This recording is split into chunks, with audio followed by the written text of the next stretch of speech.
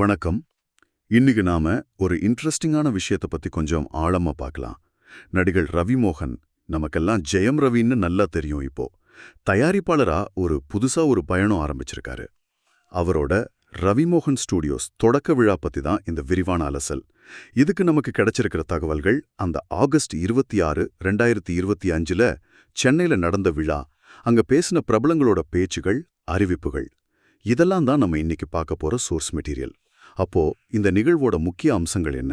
சும்மா ஒரு ஃபங்க்ஷனா, இல்ல உண்மையிலேயே சில உணர்ச்சிகரமான மொமெண்ட்ஸ் இருந்ததா? அப்புறம் இந்த புது ஸ்டூடியோவோட எதிர்கால திட்டங்கள் என்னவா இருக்கும்? இதெல்லாம் தெரிஞ்சுக்கிறது தான் இந்த அலசலோட நோக்கம். வாங்க உள்ள போகலாம். முதல்ல இந்த ஈவெண்ட் எவ்வளோ பிரம்மாண்டமா இருந்துச்சுன்னு பார்க்கலாம். ஆகஸ்ட் 26, 2025 சென்னை ட்ரேட் சென்டர்ல தான் இந்த ரவிமோகன் ஸ்டுடியோஸை லான்ச் பண்ணியிருக்காங்க. பல வருஷமா ஒரு லீடிங் ஆக்டரா இருந்தவர் ப்ரொடக்ஷன்ல இறங்குறதுங்கிறது ஒரு பெரிய ஸ்டெப் தானே. நிச்சயமா. இது வெறும் ஒரு பிசினஸ் எக்ஸ்பான்ஷன் மட்டும் இல்ல, ஒரு கலைஞனோட அடுத்த கட்ட பரிணாமம்னே சொல்லலாம். ஒரு நடிகர் அதுவும் சக்சஸ்ஃபுல்லா போயிட்டு இருக்கும்போது தயாரிப்பாளர் ஆகிறது அவரோட அந்த கிரியேட்டிவ் ஃப்ரீடம், அதுக்கான தேடலா கூட இருக்கலாம். அதாவது அவர் சொல்ல நினைக்கிற கதைகளை அவர் விரும்புற மாதிரி சொல்ல ஒரு ஸ்பேஸ் கிரியேட் பண்றாரு. இதுல ரிஸ்க் இருக்குதான், ஆனா அந்த கலை திருப்திக்கு வாய்ப்பு அதிகம். நீங்க சொல்றது கரெக்ட். அந்த விழாவுக்கு வந்த கெஸ்ட் லிஸ்ட்டை பார்த்தாலே தெரியுது ரவிமோகனுக்கு இண்டஸ்ட்ரியில எவ்வளோ சப்போர்ட் இருக்குன்னு. கன்னட சூப்பர் ஸ்டார் சிவராஜ்குமார், நம்ம சிவகார்த்திகேயன், கார்த்தி, எஸ்.ஜே. சூர்யா, அப்புறம் ஜெனிலியா டிசோசா, அவங்க ஹஸ்பண்ட் ரிதேஷ் தேஷ்முக்னு சவுத்லேருந்து பெரிய மோகங்கள்லாம் வந்திருக்காங்க. இது சும்மா ஒரு ஃபார்மாலிட்டிக்காகவா, இல்ல வேற எதுவும் இருக்கா? மொழி ஸ்டார்ஸ் வாழ்த்துறது அந்த இண்டஸ்ட்ரிக்குள்ள இருக்கிற ஒரு மியூச்சுவல் ரெஸ்பெக்ட், ஒரு பிரதர்ஹுட் மாதிரி காட்டுறது. ஆனா இன்னும் கொஞ்சம் யோசிச்சா இது ஒரு பவர் ஸ்டேட்மெண்ட் கூட. பாருங்க, நான் ஒரு புது பவரா வந்திருக்கேன், ஏன் முயற்சிக்கு இத்தனை பேர் சப்போர்ட் இருக்கு அப்படின்னு இன்டைரக்டா சொல்ற மாதிரி. சினிமா இண்டஸ்ட்ரியோட பவர் சென்டர்ஸ், ரிலேஷன்ஷிப்ஸ் எப்படி ஒர்க் ஆகுதுன்னு புரிஞ்சுக்க இது மாதிரி ஈவென்ட்ஸ் உங்களுக்கு ஹெல்ப் பண்ணும். இது ரவி மோகனோட நெட்வொர்க்கிங் திறமையும் காட்டுது. ஆமா, அது உண்மைதான். ரொம்ப நல்ல பாயிண்ட். சரி, இந்த கிராண்ட்னஸ், இண்டஸ்ட்ரி டைனமிக்ஸ் இதெல்லாம் தாண்டி அந்த விழாவில் சில இமோஷனல் மூமெண்ட்ஸும் நடந்திருக்கு போல. ரவி மோகன் ஸ்டேஜ்ல பேசும்போது ரொம்பவே நெகிழ்ந்து போயிட்டு தான் நியூஸ் சொல்லுது. குறிப்பா அவர் பேசும்போது வாழ்க்கையில சில சமயம் கன்ஃபியூஷன்ஸ், கஷ்டம் வரும்போது கடவுள் ஒரு ப்ரெஷஸ் கிஃப்ட் அனுப்புவாரு அப்படின்னு சொல்லிட்டு, அந்த கிஃப்ட் அவரோட காதலி கெனிஷா பிரான்சிஸ் தானும் ரொம்ப எமோஷனலா சொல்லியிருக்காரு. பேசும்போதே கண்ணு கலங்குருச்சுன்னு சொல்றாங்க. இந்த மாதிரி பப்ளிக் ஸ்டேஜ்ல பர்சனல் எமோஷன்ஸ் காட்டுறத பத்தி என்ன நினைக்கிறீங்க? இது கொஞ்சம் எப்படி சொல்றது, இன்ட்ரெஸ்டிங்கான விஷயம்தான். அதே சமயம் கொஞ்சம் காம்ப்ளிகேட்டட் கூட. இப்போலாம் பப்ளிக்ல செலிபிரிட்டிஸ் தங்களோட பர்சனல் ஃபீலிங்ஸ், குறிப்பா இந்த மாதிரி நெகிழ்ச்சியான தருணங்களை ஷேர் பண்றது அதிகமாயிருக்கு. ஒரு பக்கம் பார்த்தா இது அவங்களோட ரியல் சைட ஃபேன்ஸ்க்கு காட்டுற முயற்சி.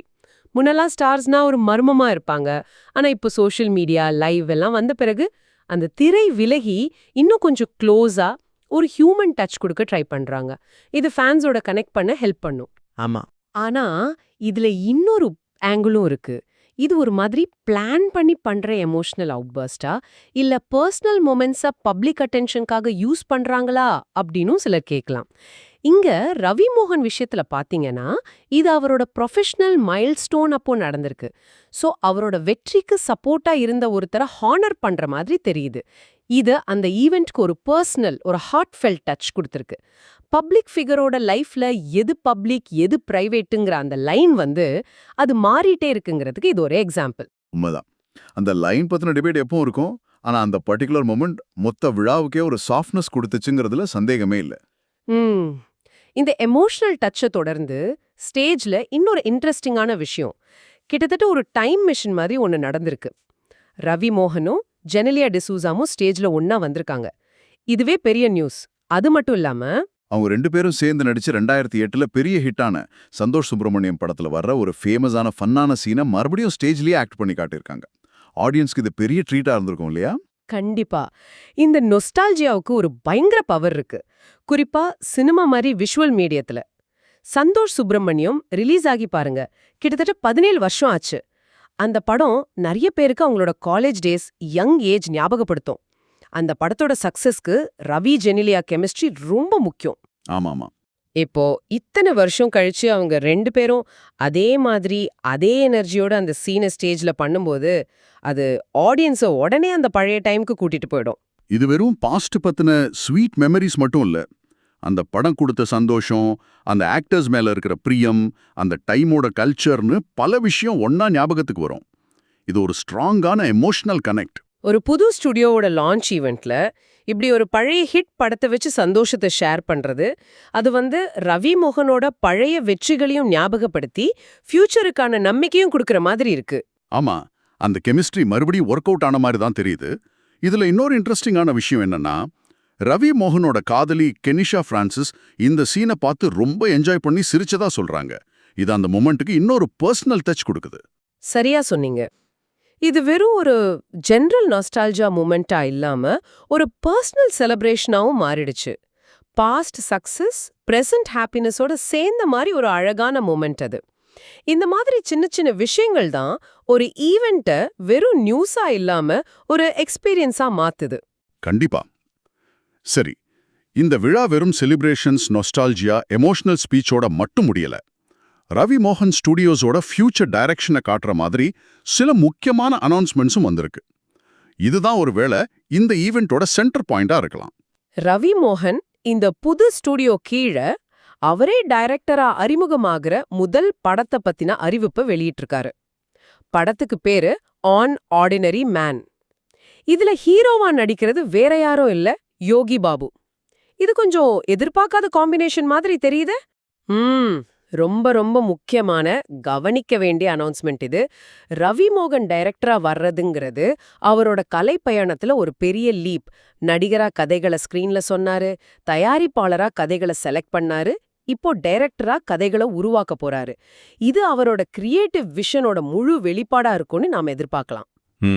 அதை விட முக்கியம், அவர் முதல் படத்துக்கு ஹீரோவா செலக்ட் பண்ணியிருக்கிறது யோகி பாபுவை. யோகி பாபு ஒரு super talented actor, top comedian, அதுல சந்தேகமே இல்ல.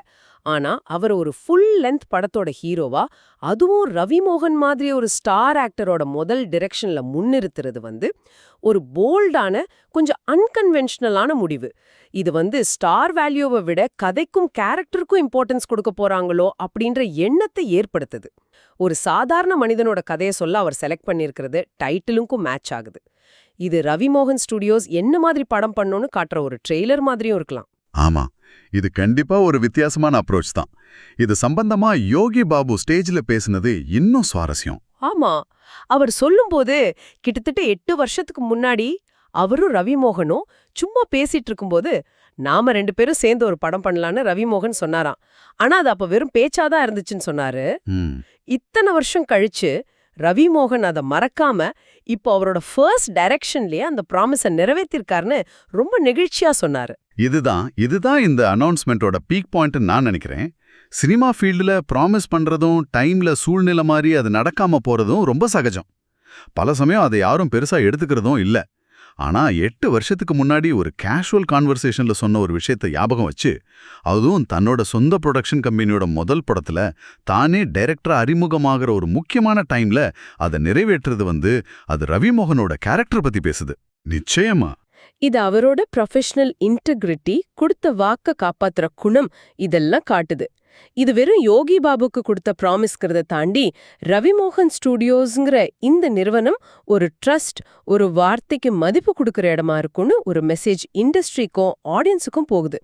ஒரு புது தொடக்கத்துக்கு இதை விட ஒரு ஸ்ட்ராங்கான ஃபவுண்டேஷன் இருக்க முடியாது. இந்த ஒரு விஷயம் ஆன் அன் ஆர்டினரி மேன் படத்தோட எதிர்பார்ப்பு அதிகமாக்குறதோட ஸ்டூடியோ மேல இருக்கிற நல்ல பேரையும் கூட்டுது. இந்த ப்ராமிஸை நிறைவேற்றின விதம் இந்த ஸ்டூடியோவோட ஃபியூச்சர் பத்தின உங்க பார்வையை நிச்சயம் பாதிக்கும் இல்லையா? நிச்சயமா. இது ஒரு பர்சனல் ஸ்டோரியா இருந்தாலும் ஒரு பிராண்டோட வேல்யூவை பில்ட் பண்றதுல இது மாதிரி விஷயங்களுக்கு பெரிய பங்கு இருக்கு. சரி, இவ்வளோ நேரம் நம்ம பேசினதை தொகுத்து பார்த்தா ரவி மோகன் ஸ்டுடியோஸ் லான்ச் ஈவெண்ட்ல பல லேயர்ஸ் இருக்குன்னு தெரியுது. முதல்ல ஒரு கிராண்ட் லான்ச், சவுத் இண்டஸ்ட்ரியோட பெரிய ஆட்கள்லாம் ரவி மோகனோட இண்டஸ்ட்ரி இன்ஃப்ளூயன்ஸை காட்டுச்சு. சரி. ரெண்டாவது, கெனிஷா பிரான்சிஸை பத்தி ரவி மோகன் எமோஷனலா பேசினது அந்த ஈவெண்ட்டுக்கு ஒரு பர்சனல், ஒரு ஹியூமன் டச் கொடுத்துச்சு. மூணாவது, ஜெனிலியாவோட சேர்ந்து சந்தோஷ் சுப்பிரமணியம் சீன் பண்ணது அந்த நொஸ்டால்ஜியா மூலமா ஆடியன்ஸோட ஒரு எமோஷனல் கனெக்ட் ஏற்படுத்துச்சு. ம் கடைசியா ரொம்ப முக்கியமா டைரக்டரா அறிமுகமாகிற ஆன் அண்ட் ஆர்டினரி மேன் படத்தோட அனௌன்ஸ்மெண்ட், யோகி பாபுவை ஹீரோவா போட்டது, அப்புறம் அந்த 8 வருஷ ப்ராமிஸை நிறைவேற்றினது, இதெல்லாம் ஸ்டூடியோவோட ஃபியூச்சர் இன்டென்ஷன்ஸ், வேல்யூஸை கோடிட்டு காட்டுச்சு. ம் இந்த நிகழ்வுல இருந்து நாம எடுத்துக்க வேண்டிய மெயின் பாயிண்ட் என்ன? மொத்தமா பார்க்கும்போது இந்த ஈவெண்ட் ஒரு சக்சஸ்ஃபுல் ஸ்டார்ட்ங்கிறத தாண்டி ரவி மோகன்கிற ஆர்டிஸ்டோட மல்டி ஃபேசட்டட் நேச்சர், அவரோட ப்ரொஃபஷனல் அப்ரோச், பர்சனல் லைஃபோட இம்பார்ட்டன்ஸ் எல்லாத்தையும் ஒரே இடத்துல காட்டுச்சு. இது வெறும் ஒரு பிசினஸ் கம்பெனியோட லான்ச் இல்ல, இது ஒரு கலைஞரோட அடுத்த கட்ட பயணம், அவரோட கனவுகள், அவரோட வேல்யூஸ், இது எல்லாத்தோட ரிஃப்ளெக்ஷன். அந்த வகையில இது கண்டிப்பா கவனிக்க வேண்டிய, ஞாபகம் வச்சுக்க வேண்டிய ஒரு ஈவெண்ட். சரி, இறுதியா உங்களுக்காக ஒரு கேள்வி யோசிக்கிறதுக்கு. ஒரு பெரிய ஸ்டார் ஆக்டரா இருந்து தயாரிப்பாளராகி இப்போ டைரக்டராவும் வர்ற ரவி மோகன், அவரோட முதல் படத்திலேயே கதைக்கும் கொடுத்த வாக்குக்கும் முக்கியத்துவம் கொடுக்கறாரு. யோகி பாபு மாதிரி ஒருத்தரை மெயின் கேரக்டரா போடுறாரு. இதெல்லாம் வச்சு பார்க்கும்போது ரவி மோகன் ஸ்டுடியோஸ் ஃபியூச்சர்ல தமிழ் சினிமாவுக்கு என்ன மாதிரி கதைகளை கொடுக்கும்னு நினைக்கிறீங்க? வழக்கமான ரூட்ல போகாம புது முயற்சிகளுக்கு இந்த ஸ்டுடியோ ஒரு நல்ல பிளாட்ஃபார்மா இருக்குமா? உங்க எண்ணங்களை பத்தி யோசிச்சு பாருங்க. இந்த விரைவான அலசல்ல எங்களோட இணைஞ்சிருந்த உங்களுக்கு நன்றி. திரும்பவும் சந்திக்கலாம்.